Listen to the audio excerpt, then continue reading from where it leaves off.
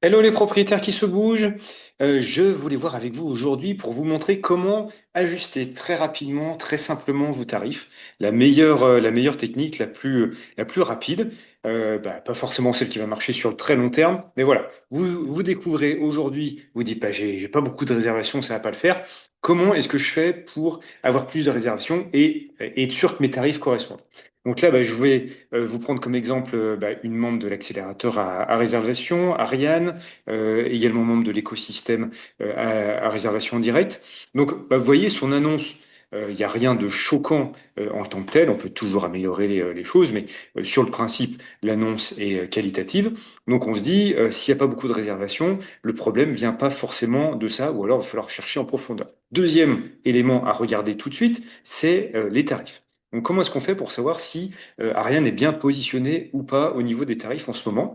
Il y a une technique toute simple, c'est d'aller directement sur Airbnb. Alors, ça marche aussi bien évidemment sur Booking. Donc, on regarde le lieu où se situe la location, Villeurbanne, le nombre de voyageurs, maximum, 2, et on est parti.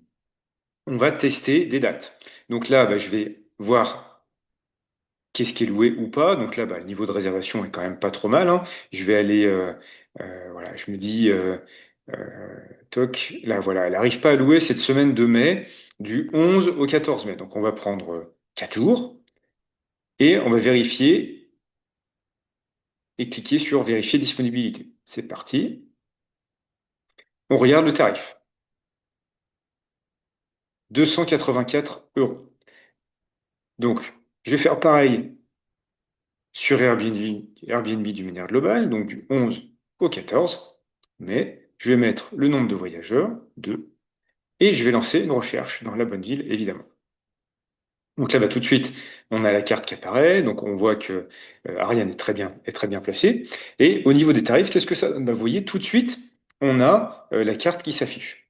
Donc on sait que dans les environs, les concurrents qui peuvent accueillir 2 voyageurs, ils sont à ce tarif-là. Donc on a euh, Ariane qui est à 280 €, donc qui se situe, on va essayer de la trouver sur la carte, c'est peut-être celle-là. Voilà. On a Ariane qui est ici, 280 €. On se rend compte de quoi? On se rend compte que c'est la plus chère de toute la région. Donc c'est vrai que là, on se situe un peu loin dans le calendrier, donc ça vaut le coup de laisser un tarif intéressant, mais c'est vrai que on est cher par rapport aux autres. Donc si tout de suite, je vais avoir le premier qui arrive pour avoir une réservation, je sais que sans aucune réflexion, si je me place à 188 €, je vais être le moins cher de tous et je suis sûr d'avoir une réservation. Là, si je suis à 138, j'élimine tout de suite le moins cher à chaque fois, puisque le moins cher, il va être loué tout de suite, il n'est pas terrible. Donc du coup, nous, on veut pas non plus, on veut pas sabrer les tarifs. Donc j'élimine le 138, donc ça confirme, hein, il est pas génial, donc j'ai pas envie de le réserver. Je vais aller au deuxième. Donc le deuxième, c'est celui qu'on a là, 189. Donc on voit que la qualité de l'image est pas super, mais on est dans une petite maisonnette. Donc c'est vrai qu'il y a un atout supplémentaire par rapport à notre annonce. Je vais regarder la suivante. 195, voilà, on est dans la même gamme. Donc on sait que la gamme de prix, voilà, qui on est sûr de louer tout de suite, on va se situer à un peu moins de 200 €. Donc si vous voulez débloquer votre compteur et avoir des réservations, vous savez que votre tarif de cible, il se situe à 190 €, 195 €, au pire 200 €. Si on regarde celle-là, 203, voilà, pas formidable non plus. Donc on sait qu'on est dans ce carré-là, 138 on l'élimine tout de suite, et on se met dans cette fourchette-là. Si vous voulez avoir la réservation tout de suite, vous mettez 188. Sinon, là, on a un petit peu de temps pour se voir venir. Donc, on va se mettre à 200, 210 pour avoir beaucoup plus de possibilités d'être loué. Donc voilà comment on fait une étude de marché très très rapidement. Si vous trouvez que cette astuce vous est utile, n'hésitez pas à vous abonner, à mettre un commentaire. Surtout, dites-moi si vous l'avez déjà utilisé, cette technique. Et puis, si vous trouvez ça utile, mettez un petit pouce vers le haut.